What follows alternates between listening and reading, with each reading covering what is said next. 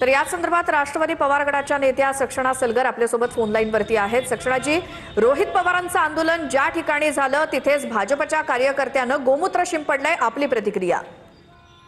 मला एका गोष्टीचं खरंच आश्चर्य वाटतं की अशी जी लोक आहेत, भारतीय जनता पार्टीच्या नेत्यांनी, माननीय देवेंद्रजी फडणवीस असतील किंवा प्रदेश अध्यक्ष असतील किंवा गिरीशजी महाजन असतील, या लोकांनी इकडे लक्ष दिलं पाहिजे की ही सनातनी वृत्ती जी आहे, हे गोमूत्र शिंपणं, हे असं सिद्ध करून काय आपण सिद्ध करतोय? कार्यकर्त्यांना जरा धडा शिकवला पाहिजे, थोडंसं नीट पेपर फुटीवरती बोलावं, राज्यामध्ये सीबीएसईच्या देशामध्ये काय चाललंय त्याच्यावर बोलावं, त्याच्यावरती पात्रता उरलेली नाहीये या लोकांची।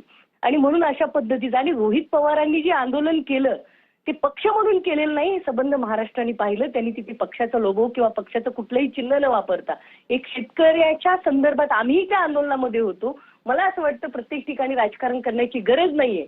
आणि भारतीय जनता पार्टीचे जे कार्यकर्ते तिथे असं काहीतरी प्रकार करतायत, त्यांना मला सांगायचंय की जर तुम्हाला त्याचा तुमच्या पक्षाला कॉग्निझन्स घ्यायचा नव्हता तर त्यांनी गिरीश महाजन यांना पाठवलं नसतं।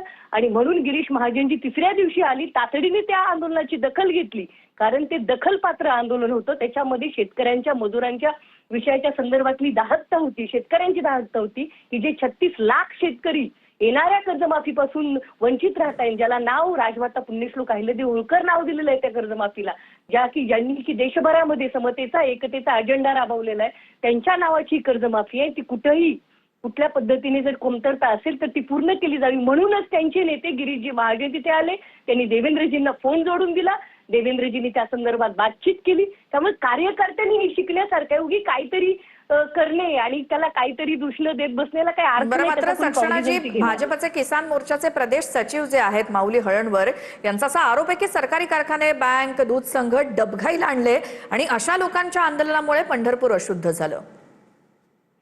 पवार साहेबांना हे सूर्यासारखं काम आहे, कोणी उठावून त्यांच्यावरती काहीतरी बोलत त्याला महत्व देण्यासारखं नाहीये, हे सूर्यावर तुंकण्यासारखं आहे। त्यामुळे ह्याच्यावर मी फारसं बोलणार नाही।